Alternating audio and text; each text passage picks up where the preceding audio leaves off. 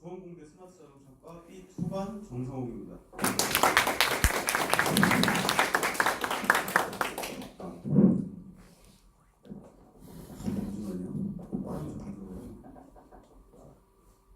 서울 모터쇼 관람 후기고 표지를 보면은 좀 익숙하실 거예요. 구글 테마를 사용했고, 목차 일단 소개해드릴게요. 목차는 4가지로 했고, 내가 관심 있게 본 자동차 2대가 있어요. 2대가 있는데 그 중에서 한 대를 이제 제가 선택을 해서 그 차에 대한 관한 재원 및 정보, 그리고 그 차의 최근 정보 소개하고 마지막으로 모터쇼 관람 후기까지 말씀드리고 마치겠습니다.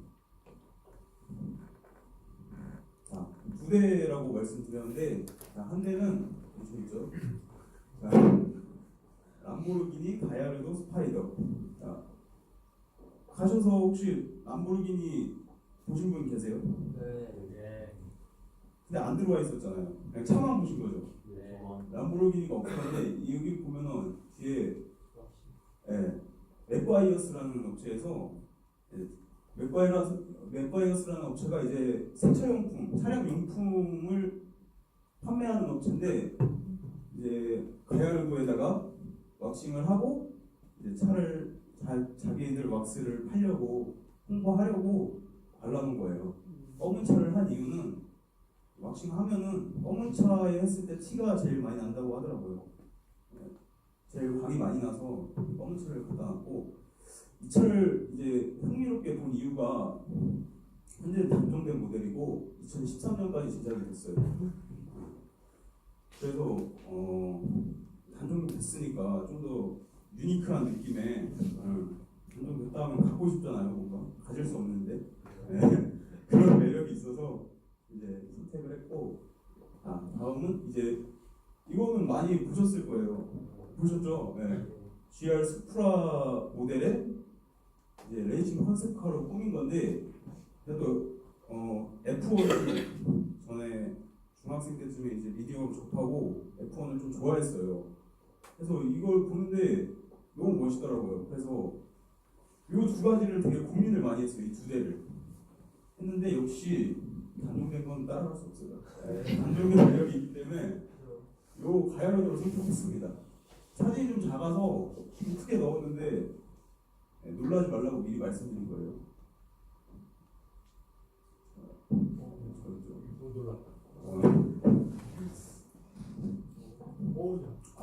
놀라지 마시고.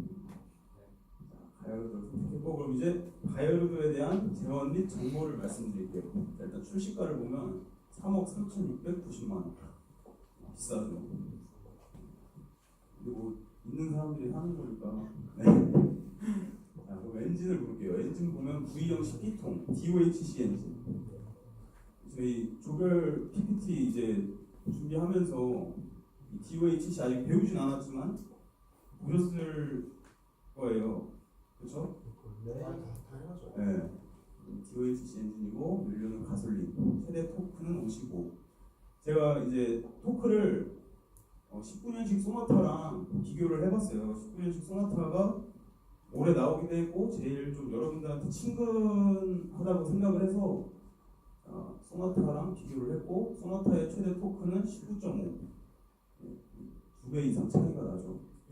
성능을 보면은 연비, 수동은 리터당 7.3km. 이것도 소나타랑 비교를 해봤는데 소나타 연비는 리터당 13.3km예요. 이것도 2배 가까이 차이가 나고, 제로백을 보시면은 이제 0에서 100까지 3.7초가 걸려요. 이것도 소나타랑 비교를 해서 말씀을 드리고 싶었는데 정보가 없었고요. 이제 18년식 소나타 기준으로 이제 자동차 커뮤니티에 물어봤을 때는 이제 8초에서 9초라고 하더라고요. 근데 정확한 정보는 아니라서 이제 좀 잘 말씀드리면 되고, 이제 최고 속도는 325km 하고, 이거는 KTX랑 비교를 해보세요. 그래서 KTX 영업 최고 속도가 305km라고요. 최고 속도가 이제 더 빠르죠. 람보르기니가. 자, 공차 중량 보면은, 공차 중량 뭔지 아시죠? 승객을 뺐을 때 무게가 1410kg인데 좀 신기하게 소나타랑 똑같더라고요. 공차 중량이. 네. 승차 인원은 2인승이고 구동 방식은 풀타임 4휠 드라이브 4휠 전륜 구동 방식이고 변속기 수동 6단에 스티어링은 렉 앤 피니언 방식. 다음 넘어갈게요. 람보르기니의 정보. 람보르기니 가야르도는 이제 역사상 가장 많은 람보르기니 역사상 자동차 역사 말고 람보르기니 회사 역사상 가장 많이 팔린 자동차라고 해요. 2003년에 첫 생산을 시작하고 불과 3년 만에 람보르기니 역사상 최초로 5,000대가 넘는 자동차를 생산했다. 그만큼 디자인, 성능, 가격 면에서 가격은 그 람보르기니의 이제 라이벌 업체가 페라리죠. 페라리 458이 이제 요거의 라이벌 모델인데 가격이 약 7천만 원 이상 더 비싸요. 458이. 사실 이 정도 살 사람들은 많이 안 따지겠죠. 근데도 이게 많이 팔렸다는 거는 디자인, 성능, 가격 면에서 소비자에게 큰 만족을 준 차량이라고 볼 수 있다. 그리고 미드십 엔진을 채택했고 아까 이제 앞에서 여기 백재일 학생이 얘기했는데 대부분의 스포츠카가 이제 미드십 엔진을 채택하는데 이유는 조종 응답성이 빨라서 그렇고 그 예외로는 이제 미드십 엔진을 채택하지 않은 차량은 포르쉐 911과 닛산 GTR이 있습니다. 포르쉐 911은 이제 RR 방식을 채택했죠. 자, 최근 정보인데 이제 가야르도가 이제 13년까지 제작되고 후에 람보르기니 우라칸이라는 모델이 나오는데 가야르도의 후속작으로 가야르도의 컨셉을 유지하면서 성능을 이제 업그레이드한 게 우라칸이에요. 후속작이라고 보셔도 돼요. 네. 그리고 본문 읽어보면 람보르기니 우라칸은 가야르도의 컨셉을 유지하면서 성능 개선과 중량에 큰 신경을 쓴 모델이다. 전에 말했듯이 큰 인기를 끌었던 가야르도의 컨셉은 유지하면서 성능은 업그레이드가 된 차량이다. 그만큼 가야르도 못지않은 인기를 끌었고 그렇기에 현재까지 19년식도 있고 현재까지도 우라칸 모델이 출시가 되고 있다. 자, 어떤 부분이 업그레이드 됐는지 봅시다. 첫 번째 연비 향상입니다. 2014년 출시 당시에 우라칸의 연비는 리터당 8km인데 16년에 출시한 아우디 R8과 동일한 연비입니다. 2005년 이거는 좀 다른 얘기인데 2005년에 부가티 베이론 이제 출시 당시 연비가 리터당 4.3km예요. 이거는 자료 찾아보다가 부가티 베이론이 또 제일 빠른 자동차잖아요.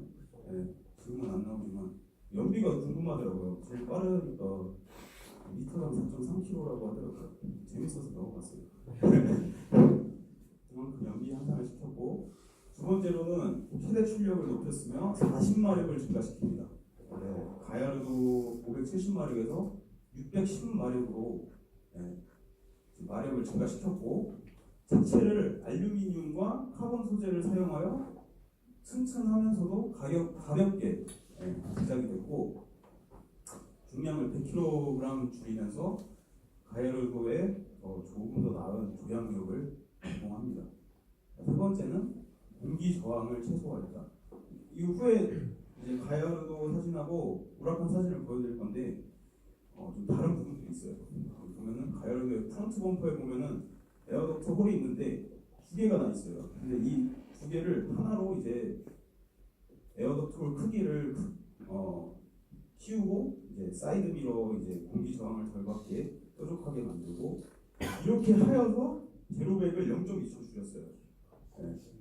많이 줄였죠. 자, 말씀드렸던 정면 사진이죠.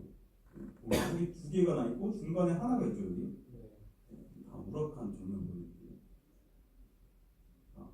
보시면은 두 개 있던 거를 중간을 뚫었죠. 그냥 더 크게 공기 저항 최소화했고 보면 뒤에도 이렇게 많이 공기 저항을 최소화하려고 많이 뚫어놨고 후면 보면은 제가 우라칸을 보다가 이걸 봤는데 우라칸을 보다 보니까 뭉툭해 보여요.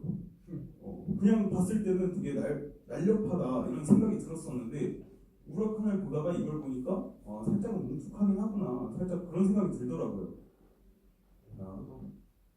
후면 보면은 정말 달력하죠, 진짜. 공기를 막 짜내고 달릴 것만 같은. 예.